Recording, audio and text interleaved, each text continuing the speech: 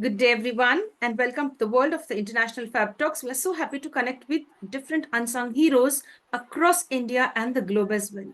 There are several single parents, there are several single individuals out there who have done their very best. And as a single mother, as a single father, or maybe as parents, there are several people who have contributed so beautifully to the lives of their children. And we've met different kind of people who have contributed to the society in the right way. When we meet such interesting people, we request them to share their time on the International Fab Talks. And when they agree, it's a moment of joy, a day of immense happiness, because we get to learn a lot, the resilience, power, the courage, the pain, the suffering. We'll get to know how she's been a strong mother, a beautiful individual, connecting with the people in the right way, in spite of all the ups and downs, the tough times in her life. She has risen like a phoenix and full of energy and zeal to take this life forward and be a change in the society, to stand up for the right reasons, to love and to give back to the world in the right way. She's joining us all the way from Cochin, Kerala. Join us now to have a wonderful time with our celebrity and guest, none other than Dr. Jayasri Indiran. Hello, ma'am, and welcome to the session. Thank you so much for being here with us. Hello. Thank you, dear. Namaste, ma'am. Thank you so much for being here with us. I go ahead and share your profile and we begin the session. Yes. Thank you, ma'am. Thank you very much. So, dear friends, I'd like to take you deep into ma'am's profile as to who she is. She is a beautiful person with a lovely mind and she's a very progressive thinker. As a mother, she's very progressive. Let's get to know more about it. She's going to create awareness on various topics and educate us in the right way. So, this is a session on awareness.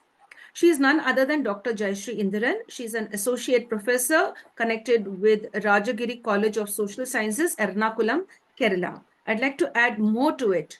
She is a working professional and she is a single parent of a transgender son. And she's accepted her child and has valued her child in her life. And this is what we want all the parents out there to really stand with your children and give them the support and courage that they need, because our children are a part of us, and so we have to stand with them no matter what. So here is a wonderful single parent of a transgender son. She is working as an associate professor at Rajagiri College of Social Sciences, Cochin, Kerala, if I'm getting that right. And since childhood, she's been a very strong person and she's always stood up for various good causes. And today she stands in support of her child. Earlier, she started facing a little difficulty, but then again, she faced all the difficulties and she began to live a decent life and took good care of her own child. So let me put that right. In spite of facing several challenges, this special person who's in front of us as our guest, she has stood the test of time. She has stood up for her child and started living a decent life and took good care of her child on her own. In the year 1998, with a master's in social work certificate along with UGC certification in teaching, she joined her first career as a teacher and became a faculty member in the social work domain. In 1999, she got married, and in October 2001, she was blessed with a cute little child, a little baby girl. Due to series of health issues, or a very, let me put that right, due to a series of issues connected to the birth of her daughter, she had to take a bold decision of separation from her marital family and started to live her life independently with the baby. Then she realized that the qualification that she possessed was not enough. She wanted to enhance her qualification, and then she went on to complete her MPhil, completed a postgraduate diploma in human resource management and as well an MBA to align to all the required qualifications. In order to sustain her passion and profession, she continued to work very hard and took it further ahead. She also visited a foreign country. She stayed over there for a few years, but due to the climatic change, she was unable to stay there and she returned back. That was in Zambia. She spent some time in Zambia in the year 2010 and returned back. And she took up the role, in India, and she started working very hard and got back on track in spite of her spending some time in a three-star hotel as one of the managers. But then she found herself not suitable over there. She left that job and she's now very, very happily settled in the present job as an associate professor with Rajagiri College. In spite of all the challenges, she didn't want to give up on life. She wanted to work and live a dignified life and take care of her child. Now let us see the beautiful professional in her. the great mother in her, and of course, the great human nature that she has, because she understands life as she has faced it through the tough and difficult times and has risen like a phoenix. Join us now to get to know more about our celebrity and guest. I've just shared a little, not much about her. Join us, friends. Dear ma'am, thank you so much for being here with us. The first thing is, I congratulate you on being a very strong mother. Thank you. Yes, dear. Ma'am, I've shared something from my end very briefly. How would you like to define yourself? Who is the real Dr. Jayasri?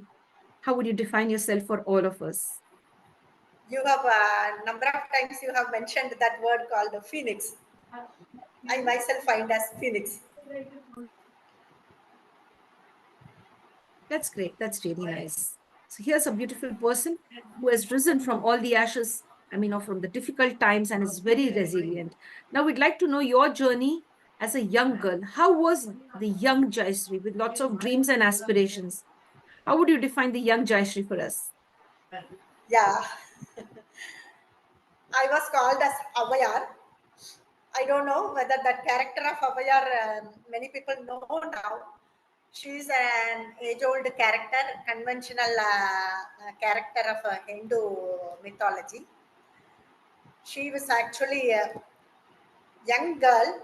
By the devotion that he had on God, she did not want to get married to someone else. So she wanted, in young age itself, she wanted to be an old age person. So she was praying, praying, doing all her penance and got into old age in 16 years.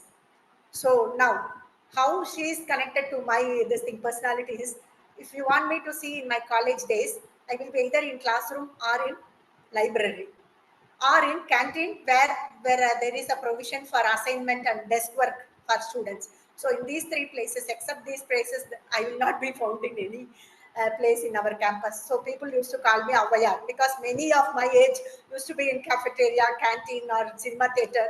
They all will call Avaya. You won't come join us? No, okay, okay, you carry on like that. So that was my youthhood. Yeah.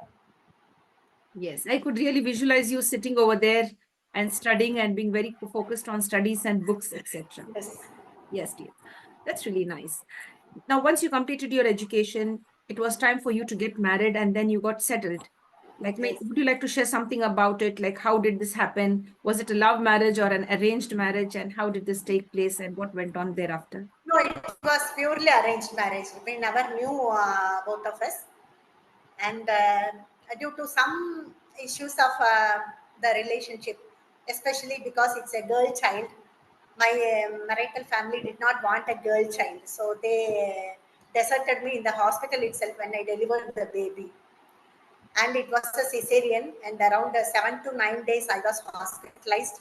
The child was also premature, so she was there in 7 days incubation, after which 3 days I was unconscious. Immediately after delivery, 3 days I was unconscious, and during that day they found a good time to escape. They left me in the hospital and flew away. So the fourth day, when I realized with my conscience only, I came to know that they have left me, deserted me. Then my parents took care of myself and my daughter, and thereafter it was my own decision. And later, after first year of my child, for first year naming ceremony, I thought I should go back to that family and be with them, whatever it may be. Let me speculate, negotiate, and use my communication power to get along again. Then they were not in a position to listen to anybody. Then after first year, I couldn't sustain that relationship, so we had to come out of the particular zone of our marriage. Yeah. Thank you for sharing that, ma'am. You give courage to other women to face Yeah. their life when you share this, because many of the women out there, you too may be facing something similar like this. So stay strong because you can derive a lot of inspiration from here as well. And then we can continue this beautiful journey of inspiring one another, irrespective of gender.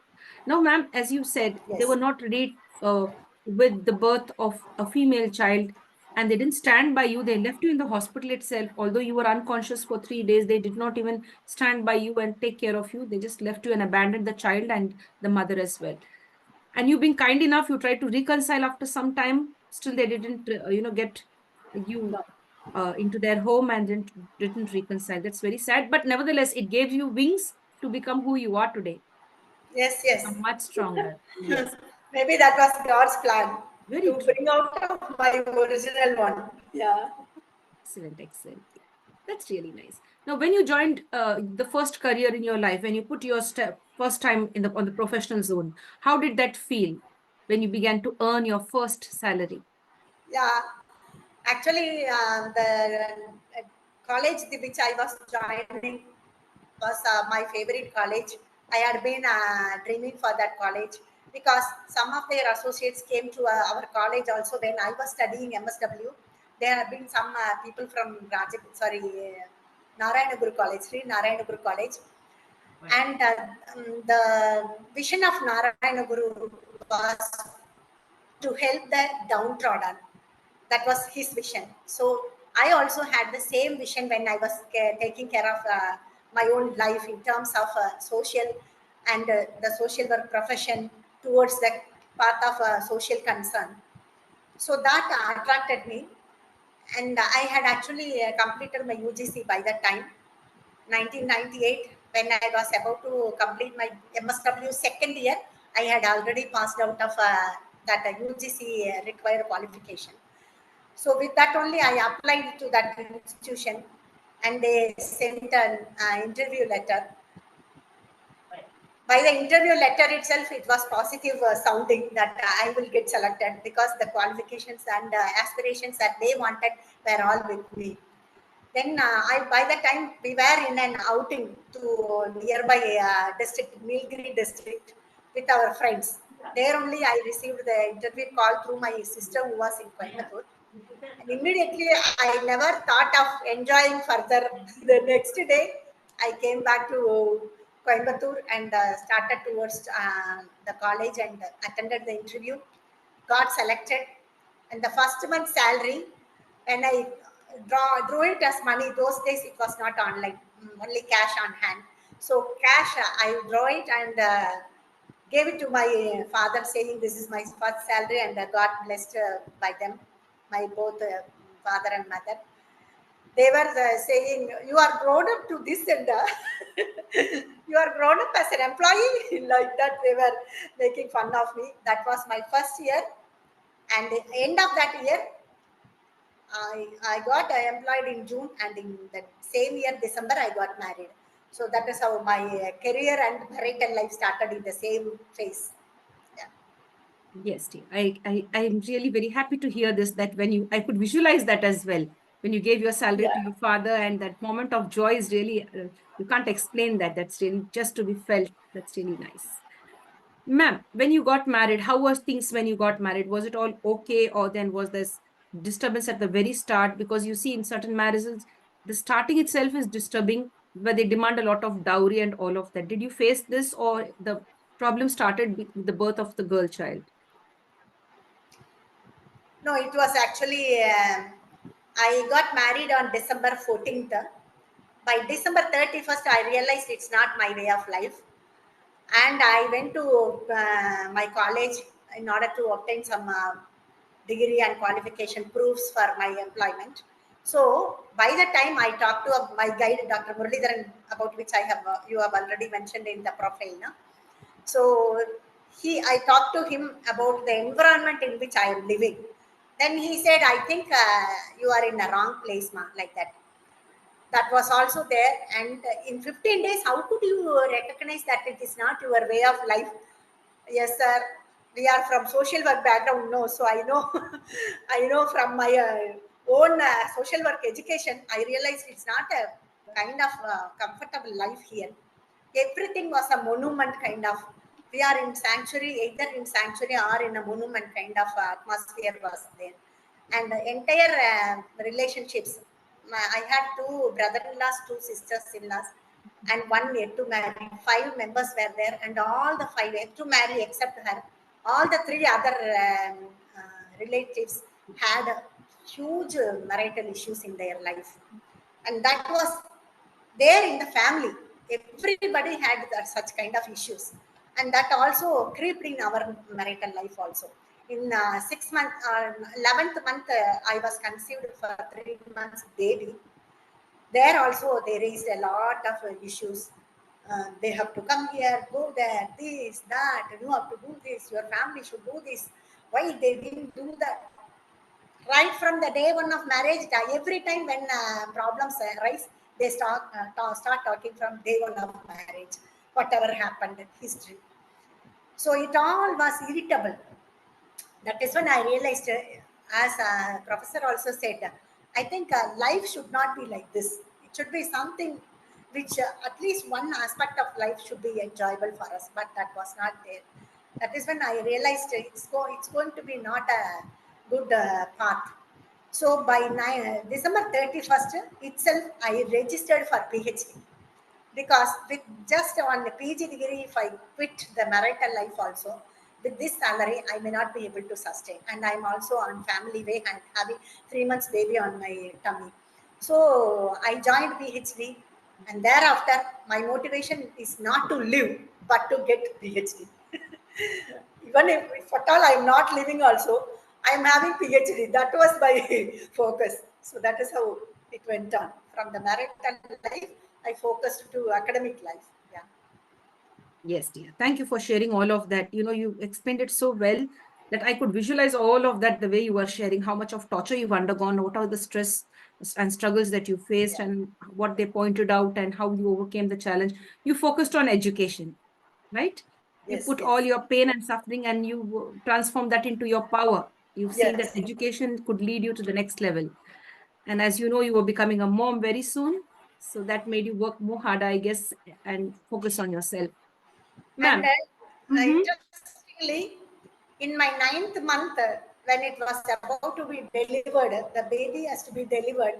That month, I was undergoing my review of literature for PhD. Around 900 books I was reading and taking notes. Those days, those soft copy and internet working and all were not there, no, in 1998. Those days. So what happened? My entire child's growth was in library. So she was already a scholar in the tummy itself. That I used to tell her every time when she comes up with achievements in later stages. I used to tell her, you are supposed to be born in a library, and the next day I was at home. So you were born in hospital. Otherwise, it was the same time I used to be in library. So like that, I used to tell her. Yes, dear. That's very interesting, ma'am. Yes, dear.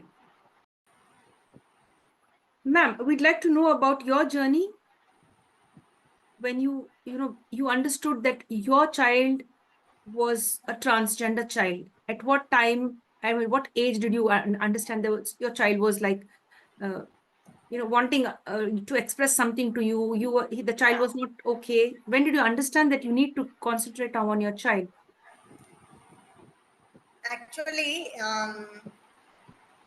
in his, that means in her 13 years, when she was in 8th standard only, she realized that she is not a girl but a babe, but a boy. So she came to me and said she is not comfortable wearing girl dresses. Even otherwise, from childhood, she was not at all comfortable with girls' dress, with frocks, frills, then the cuts, the edges and all will have cuts, no? All those dresses I used to buy fancy dresses and give it to her. She will never touch. For the sake of me getting excited with that dress, she will wear inside the house four walls and she'll go running here and there immediately. As soon as I bring the dresses, she will wear for my sake and run in front of me, and immediately she will pull it off and say, Mummy, I will use it when it is occasion. Okay, like that she will put it off. Okay. Then what happens when the occasion comes? She never touches this dress. Goes to dresses like boys looking. Okay. So by the time I thought I was also like this, mom. I was also in my young age in government girls high school where I studied in Singanallur. There the rule was Monday to Friday we have to go in uniform. On Saturday it's a flexi dress. So we used to go in color dresses. You know what? My elder sister, younger sister, and the third sister, all the three will go in girl dresses. I only go in boys dress. So whenever there is a context of naming me in any context, my teachers used to get irritable and say, that girl who comes in boys dress, is that the girl you are talking about? Like that, they used to refer me with the girl boys dress, boys dress. So that was my tendency. Then I told her, see, this is a tendency. In youth period, we all get that those kind of fancies. We may not like one dress, another dress we will like so much. That is a common tendency, dear. You don't worry about that at all. It is just a hormonal change. So you are looking comfortable with one thing and not comfortable with other thing. That is what I took it in a sense. But that was not the real sense in which she was feeling. Then I said, in this kind of discomforts, disturbances, if you keep on hang on, then you will not be able to study, concentrate in your study. Ninth standard and 10th standard are essential periods of your schooling, so you have to focus on that. Forget about all these discomforts. We are girls and we should be in these dresses. Go in that dress, and school also doesn't have any chance of changing the dress uniform and all, so that is all headaches. Just ignore all those feelings, focus on studies. So ninth standard, 10th standard, she was in that Singanallur Perks school. There what happened, during the schooling itself, she had a lot of inputs coming from various sources. Friends also encouraging to be a man kind of role that she plays. They appreciated her role. All that happened, and she was again coming back to me and saying, mommy, I am not comfortable being girl. Friends also want me to be boy only. I am comfortable in boy. Like, then I started crying. I said, what you are talking, you know, it's a biggest risk that you are talking about. That is not the way of life. Our way of life is given to us, and that is what we have to accept as it is and proceed. That's what we all have been doing in conventional states. But now you are coming and talking something nonsense. Just don't talk to me all this nonsense. Then I started crying. First, I was so strong, agitating with her. Later, I became weak and started crying. Then when I started crying, from her birth, she's been observing me, being bold in all the stages. She thought, okay, just because of my reason, she should not cry. She has a lot of issues about which she is not cried, but for my reason, she should not cry. Like that, she controlled herself, and 2 years she passed. The 9th, 10th standard, she gained a good mark, and she came back to me saying, with all the achievements, she was excited and like a bird flying here and there. At that point, I thought, okay, it is all gone. She is comfortable. Now she will be okay. But when we were about to join her for higher secondary, she said, Mummy, please note, in higher secondary, if the uniform is not in boys or common looking stuff, I will not go to school. That is how she strongly stood up on her belief. Then that was a real shock. That cannot happen in front of my parents also. Where my parents were there, that is where she was. And I was still in Cochin during those days also. This is my 8th year. So those days also I was in Kochi. Only a weekends I used to travel to Coimbatore and come Kochi and go Coimbatore whenever I get holidays. This was the pattern in which we were living. So all her strong agitations to live in a girl's life was taking me to my task. Then I decided, okay, I think something is to be addressed with serious attention. I should not leave it just like that. So, what to do now? I should take her with me so that I can, round the clock, I can observe her and understand what she is going through. That is when I stopped with the 10th standard there, and for higher secondary, I switched her to Kochi from Coimbatore. In Kochi school, the school girls' dress is like this cut, this fine cut will be there, no, in the slit kind of uniform. That was a uniform. But for boys, it was a straight cut on sides. With that, she was so much adamant not to wear that dress, and she used to go to school and fold these edges to look like a boy and sit not at this girl's side or boy's side, but at the center where teacher used to go around. Na? At that center, she used to sit, it seems, and she won't be talking to boys. She won't even to be talking to girls. This is how she has undergone a lot of crisis. Then every now and then, their principal used to call and tell. They were also not comfortable doing looking at her like that. They were saying, "Girl is girl, boy is girl, boy is boy. We can't have any mix here. Just tell her to come in the required dress. Otherwise, don't send her to our school." Like that, they used to oppose so much, and they used to harass me, even calling every now and then. One girl's parent is called. Can you imagine going through all that harassment and a look of different species? All that I went through. Then at last, whenever I am going to school, I had to take leave from the office. No, fortunately, God had given one chance of upliftment. There is my employer and the school trust was one and the same, Rajagiri school itself. So my employer knew that I had been frequently called by principal. So they checked at the background what is happening. Then my director, one Mr. Injodi, who was director in our college, he was calling back to the information and understood this is what I am going to. Then I was at last one day called by the principal, and I was waiting. 12 o'clock I went with 1 hour permission. 12 to 2 I thought 1 to 2 is our lunch time. 12 to 1 I took permission, and I was sitting, waiting for the principal to call me. She didn't call. By 12:45, 1, 1:15, 1:30, 1:45. Then I realized it's not calling. And they are all going for lunch. Even principal had gone for lunch and come, but still not calling.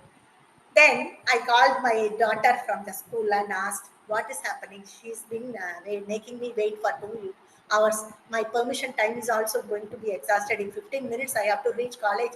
What to do? Then she said, come along with me. Let us meet the principal." When we entered her room, my girl was called inside and told her, "No need to meet your mother. You can tell her to go." Just because director sir, Jodi sir told me, "I'm leaving this matter here. Do whatever you want," like that. She said. Then only I realized that our director had played a big role, saying, "It is the child's issue. Why you are harassing mother for that? If you are able to manage the child, not the family. Not call the family and do whatever you do. She will not be able to help in any way in this context. So do whatever you want with the child. Don't harass or exploit the child. Go with a polite approach. Don't have a call hereafter the parents or the family members." Like that they have told. So at that time I was comfortable, but it is not a comfort. It is again an issue getting worse than worse. Then you know what? At one point of time, it is 2019, she completed a higher secondary and joined a undergraduation course. By that time, 6 months only she was in college. I actually put her in girls' hostel because she had to travel 40 kilometers up and down, 80 kilometers. One child travels means she will not be able to complete the studies, focus on studies. So I thought she should be in hostel. So I put her in ladies' hostel, girls' hostel. First 6 months only it went on. That was her prayer. Next 6 months and in the rest of the 2 years was online due to COVID. So she was feeling so relaxed that she did not go out in girls' dress. She will sit at home, learn the sessions, get the degree in 3 years, not even facing the world. She completed the degree. By the time also, the 6 months of college period, they called me again. They said, "You know what? Your girl has given one letter to the principal asking for permission to wear men's dress." Then I realized she was so bold to not even consult me. She has given the letter. Then they wanted to know the parents' opinion. That is when they called me. I went onto the principal's desk and asked, "What is happening, sir?" Then he said, "Are you aware that your daughter is not a girl and is a boy? Yes, sir, I am aware. But we are on treatment. We are getting into a lot of phases of counseling, psychosocial counseling, morals counseling. All these are happening. So I am not confirming that it is a boy. Now it is not a stage to confirm, sir. But you never informed us. I said I was with all my hope I can take my daughter back as their daughter. That was my hope. That's why I didn't feel any need to inform the authorities. But what has happened today? She has brought that to the level of authorities, asking for a change of dress. Is that allowed? By our rules, it's not allowed. But on our other side, we also have a rule. If transgender people approach for any reason, we have to encourage them. So from our side, we can encourage if you agree with it. And I said, if you can encourage, okay, sir, let her go with whatever her choice is. Then they gave boys' dress material and they gave the pattern also to stitch. We stitched her boys' dress, and that also he wore only for 6 months. And 6 months in girls' hostel, she is wearing the boys' dress. That is how they arranged. That was the first phase I came across. Afterwards, during this corona, Ministry of Women Empowerment called for a seminar in one of our nearby schools, and they had put it in a public media for seminar announcement. I thought I should attend this because women empowerment ministry members and psychosocial support counselor and a psychiatrist and a transgender counselor also was there. Then I thought it's a nice chance to get to know what they are going through, not only from the perspective of the particular victim, but also from the general perspective of us experts. So I attended that online session. That was one eye-opening session. That counselor told in the last screen of the webinar, she has shown her mail ID and contact number. If any parents or children undergoing some kind of crisis related to transgendering phase, they can approach me like that. She was showing her contact number. Immediately, I fixed an appointment with her, and 6 months I went through psychosocial counseling with her to accept my baby, who is a girl, to be turned as a boy. Then she said, it is not only me, you show her to a medical professional, let her confirm whether hormonal change is there or mental change is there. Based on these two things only, they can diagnose and tell you whether it's a boy or can be confidently continued as a girl.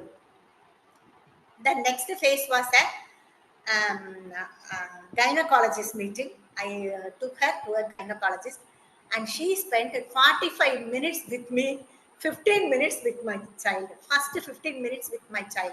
Then she said, it is actually for her to understand this is a boy, it took only 15 minutes. To convince me to accept that took 45 minutes. Then at last she asked, you wanted a child or you wanted a girl? Decide. That was an eye-opening question to me. Slap on my face, asking whether I want a child or a girl. That is when I realized I wanted a child. Yes, dear, I understand, ma'am. I understand. Then I proceeded immediately. I asked him to check for transgender process, check for treatment experts, and to go for the name change, gazette registration, other change, all those things. Within 6 months, I mooted everything before I get into the treatment phase. Then he identified a doctor nearby, and we took an appointment with that particular specialist endocrinologist. That endocrinologist also said, just like that, if you come, I can't give a start treatment. She has to undergo psychosocial counseling from our experts. So we are referring her to the psychologist. Psychologist also gave 6 months counseling, and after that, psychologist confirmed that this is a strong mentality about which we can't change anything by social or psycho counseling. So just proceed with the medical treatment he recommended. Then immediately I took her back to endocrinologist. Endocrinologist also accepted to continue the treatment. You know what? First 1 year, endocrinologist did not change his name.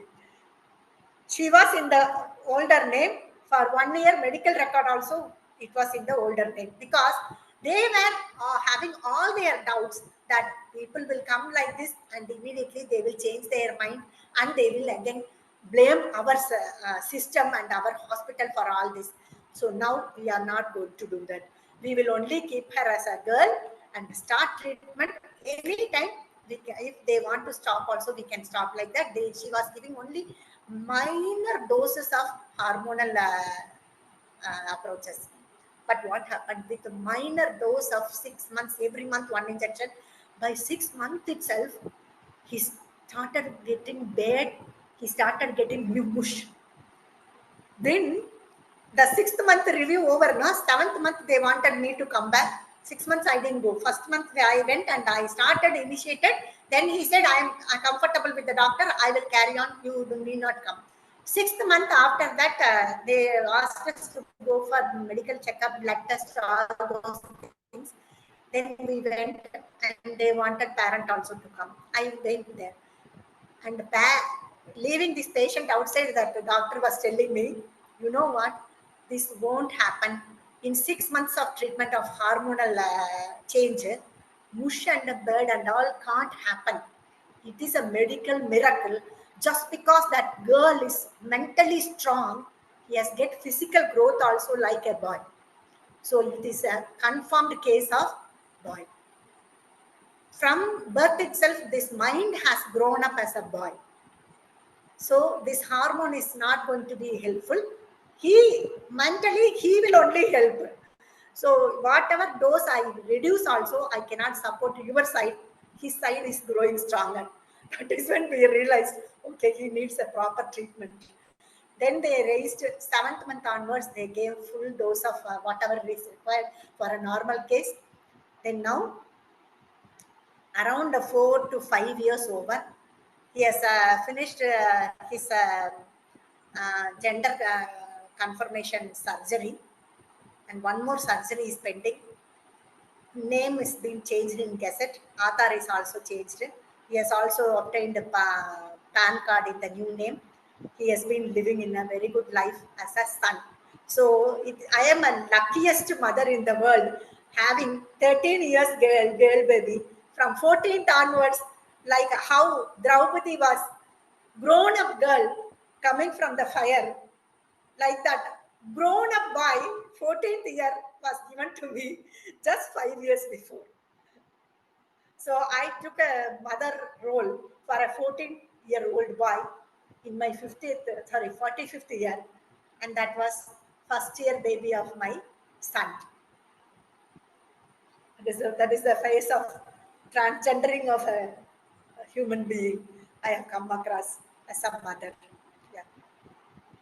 Sorry, I've taken too much time. No apologies, because I'm really happy that you've shared this, the entire journey. You've shared it so well. There are several other parents too who would like to come out and speak and support their children. Like people like you, if you come out and speak, only then people will understand what is the real, the scene behind it, all of this. We keep labeling people, we keep making fun of them, we keep Yeah, yeah, talking different things. But the truth is something else. So everyone should get to know yeah. the truth. So you're the first person. You have seen it through from very close quarters. You've experienced it and you've shared it today. Thank you. That's really nice. Thank you so much. That's really wonderful. I really like the way you shared it with all honesty and transparency. That's really nice. Now, dear, you've shared this. Now, how do you feel present at present? You say like you feel really great, the best mother in the world or the happiest mother in the world. Yes, you had the happiness of having a daughter as well as now as a son. So God has gifted you with both of them, right? Yes, but only thing is one is absent in the other one. That is how it was. That's okay. Anyway, I had been a mother of a girl and now I am a mother of a boy. Now, Yeah. what happens is at times, I first birth, 14th year, 14th year, 18th year only I accepted her. 13th year it started and 4 years it went up. 18th year of his age only I accepted. On his 18th birthday, I posted a Facebook post saying, I welcome my first-year-old baby in his 14 years. Like that, I posted a post on Facebook on his birthday. You know what? when he got up from the bed, he had been receiving messages from my relative side saying, "Happy birthday, dear boy Vihan, dear boy Vihan, dear boy Vihan," like that. All of them had posted wishes on his WhatsApp. Then he was shocked. What is happening? My name, everybody comes to know, and everybody is calling me Vihan, Vihan, Vihan. Oh my God, what's happening in my life? Like that, he came like a storm coming out of a prison. He came like this and took my shoulders and said, "Mommy, what have you done?" Yes. Did you see my WhatsApp status? It is a Facebook post that I have uploaded on my WhatsApp saying I have accepted you as a son, and now onwards you can be in relative side, family side also. You are going to be a son for me. Then he said, "This is the wonderful birthday gift anybody can get as a transgender person." That is how he felt so much freedom at that moment. And you know, that 4 or 5 years was a kind of war front in our house. Every time I used to pull him that side, he used to pull back from me. I used to pull him. Oh, you are a girl. You are always a girl. You had everything of girl. You had every fullest born form of a girl in front of me. How can you say this? How can you do this? All this I said, but he used to get back from me. So this war that was 100% those days. Now also 10%, 9%, 8%. Sometimes it happens because still we, as a conventional one side, that is binary attitude, we cannot change from our mind. I always look at him, then I take myself, no, no, no, no, this is a boy, this is a boy, this is a boy. That has to, I have to convince myself. Like that, I have made a lot of mistakes in this phase. Then he used to get hurt. Then later he will come and tell, there you made a mistake, saying she. That's not right. You have to say he. Yes, da, by my conscience. How many years I have taken your hand and walked across. So as a girl, so that is not going from my mind. I will change. So now, in the last 2 years, there is no she. She is already over. Now he. So in these 2 years, I've totally come to the life of a man as a son. And now I don't think that she kind of attitude will come anytime in my life. That is been erased fully. Yes, dear. We are proud of you because And you're on a very Facebook progressive person. also, Yes, please go ahead. yeah, yeah. In the Facebook post also, all my friends they, they had a number of calls. You know, type of calls that is first I received is, "அச்சச்சோ, என்ன இப்படி ஆயிப்போச்சு, ஏன் நீ ஏதாவது பண்ணிருக்கலாம், நீ ஏதாவது பண்ணி." That was not required. Some people will call with that kind of sympathy that is not required for a transgender family. I say family. Yes, I mean it. Family is transgendering because everything which we associated with the other gender has to be changed right from scratch. So not only that individual is transgendering, the entire family has to transgender. Entire relatives, the social circle has to transgender to accept one individual. That's what I mean here. So that kind of calls I just don't encourage. I tell them this is a phase of life. Anything can happen to anybody. So please don't talk in a sympathetic tone. I don't deserve it. I don't want it now. I just cut the call. Next type of calls. You are bold, you are a super mother and all. I don't think I am bold because bold means I should have immediately empathized with the other person. I didn't do that. I also was a common human being having all sorts of these binary influences saying this means this means this. No, that kind of a mother only I was. But gradually I am getting myself equipped and turned to accept such a change in our life. And you know, by God's grace, my parental influence was totally zero. By the time when we realized that he needs treatment, both my mother and father were passed away. So parental side, I was free. And marital side, I took a bold decision just because he did not accept the girl. I took a bold decision of separating from marital life. No, that was a great decision that I had taken 22 years before itself. It was again God's blessing. It came like a shush moment in my life. I took that decision. If I had been attached to my marital life, my son wouldn't, my daughter or son wouldn't have been alive now, because that was such a family which will not even accept a common course of life. Then how will they accept a special course of life? That wouldn't have happened. So these two freedoms from marital life and parental life was again God's plan to accept such a kind of a child in my life. Weaker section from a stronger section, because I feel women are still strong comparing to men. So I told him, you are going from a stronger section to a weaker section. That is the worry which I had actually, to stop him or to pulling him back, just because I thought women are powerful than men. But he is going from a womanhood to a manhood. Imagine, that is not going to be a cakewalk. It's not going to be a walk on the flowers. No, he's going to face a lot of risks. That is his destiny. He has chosen. So nothing more to add in that point. Yeah. Yes, dear. Thank you so much, ma'am, for sharing that. Thank you for sharing it in the right Thank you. way. No, you've done a wonderful job, dear. Really, done a wonderful job. Dear ma'am, we'd like to ask you this. What is the message that you have for all the other parents who may have similar children and who are not ready to accept their children and treat them, in the right way? I would like them to break the barriers and to go be more progressive like you. What is your message to all such parents?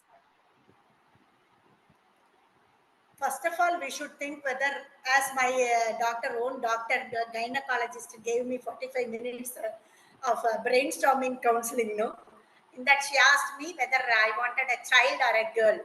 So that is the question we have to ask ourselves.